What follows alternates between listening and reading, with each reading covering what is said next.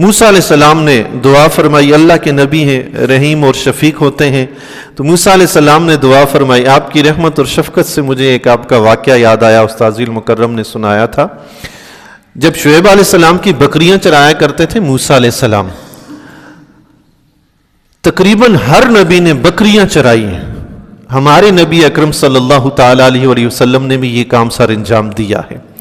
علماء نے اس میں حکمت بیان فرمائی کہ یہ بکریاں انبیاء علیہ السلام سے کیوں چروائی جاتی ہیں۔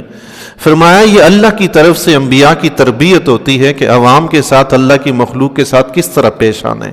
بکری ایک ایسا جانور ہے جو انتہائی نازک طبیعت رکھتا ہے، بکری انتہائی نازک طبیعت، آپ اس سے جتنا پیار کریں گے وہ آپ کے قریب آئے گی، آپ کے مانوس ہوگی، آپ اسے ماریں گے، ڈانٹ ٹپٹ کریں گے، سختی کریں گے، وہ بھاگے گی، یہ اس کی خو ہے۔ اللہ اکبر۔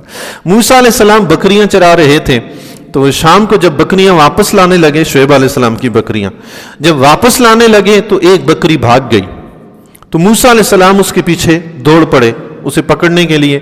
آگے آگے بکری دوڑی جا رہی ہے، پیچھے پیچھے موسیٰ علیہ السلام۔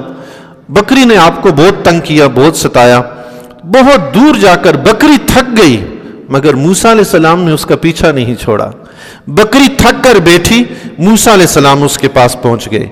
اب موسیٰ علیہ السلام نے پتہ کیا کیا؟ کسی نے بکریاں چرائی ہوں اور اس سے بکری بھاگی ہو، یہ وہی جانتا ہے کہ اس وقت بندے کو کتنا جلال آتا ہے، کتنا غصہ آتا ہے کہ بکری بھاگ جائے اور قابو نہ آئے۔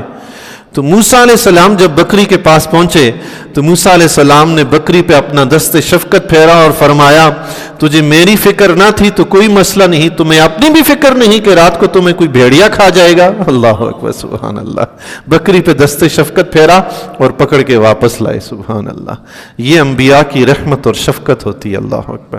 تو موسیٰ علیہ السلام بھی اللہ کے نبی، رحیم نبی ہیں، تو آپ نے دعا فرما دی، اللہ نے ان کا وہ طوفان ٹال دیا۔